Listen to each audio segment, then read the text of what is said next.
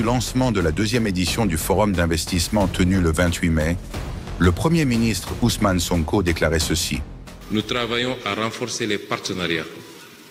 Au mois où je vous parle, son Excellence le Président de la République est en Guinée-Bissau. Pour renforcer ce partenariat-là, et moi-même, dans 2 jours, j'entamerai un périple en Côte d'Ivoire, en Sierra Leone et en Guinée-Conakry. Parce que imaginez ce qu'on peut faire avec le gaz sénégalais, couplé à la bauxite de Guinée, ou offert de la Sierra Leone. Mais c'est extraordinaire ce qu'on peut faire. Voilà les sources de développement sur lesquelles nous devons travailler.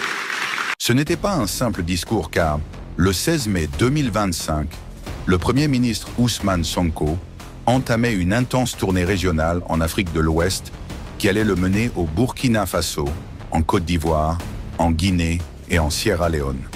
Un périple chargé de symboles, mais aussi de projets. Loin d'avoir été une simple visite de courtoisie, ce voyage visait à jeter les bases d'une nouvelle coopération économique entre pays frères. Et au cœur de cette vision, le gaz du Sénégal et la bauxite de Guinée. À Conakry, l'accueil est solennel. Ousmane Sonko, Premier ministre du Sénégal, est reçu avec les honneurs. Derrière les sourires et les poignées de main, un message clair. L'Afrique doit se parler, mais surtout, l'Afrique doit construire. Et lors de sa visite, Sonko évoque le gaz sénégalais, découvert en quantité importante au large de nos côtes. Il parle aussi de la Guinée, riche d'un autre trésor. La bauxite, matière première essentielle pour produire de l'aluminium. Et là, une idée simple mais puissante émerge. Et si nous cessions d'exporter nos richesses brutes? Et si le gaz du Sénégal servait à transformer la bauxite guinéenne sur place, ici, en Afrique? Moins de dépendance, plus d'emplois, plus de valeur ajoutée. Des ressources, nous en avons. Elles n'ont pas été gérées au mieux de nos populations depuis l'indépendance. On continue d'en découvrir par la grâce de Dieu. Elles ne sont toujours pas gérées au mieux des intérêts de nos États, mais en mutualisant nos efforts. Et l'exemple le plus trivial, c'est la découverte de gaz au Sénégal et les réserves importantes de bauxite en Guinée. Évidemment, la jonction entre ces deux nous permet de créer, d'ajouter de la valeur à chacune de nos ressources et de gagner 100 fois plus que ce qu'on aurait dû gagner si on continue à les extraire et à les exporter bruts. C'est cette vision que Sonko est venu défendre. D'un côté, le Sénégal est entré dans le cercle des pays producteurs de gaz avec la plateforme GTA. De l'autre, la Guinée possède l'une des plus grandes réserves de bauxite au monde. Sur le papier, ce sont 2 réalités distinctes. Mais ensemble, elles dessinent une opportunité unique. Mais au fait, qu'est-ce que la bauxite? La bauxite, c'est la roche rouge que l'on extrait du sol pour fabriquer de l'aluminium. Et l'aluminium, on le retrouve partout. C'est la colonne vertébrale de notre monde moderne. Dans les avions, les voitures, les téléphones, les câbles électriques, les emballages, les fenêtres, les panneaux solaires. C'est un matériau stratégique pour le monde entier. Bref, pas d'industrie moderne sans aluminium et pas d'aluminium sans bauxite. Mais avant d'en arriver là, il faut transformer la bauxite en alumine, une poudre blanche très pure, puis en aluminium. Et ce processus demande une énorme quantité d'énergie. C'est là que le gaz du Sénégal entre en jeu. Et la Guinée dans tout ça, elle est tout simplement l'un des plus grands producteurs mondiaux. Elle détient à elle seule plus du quart des réserves connues de bauxite de la planète.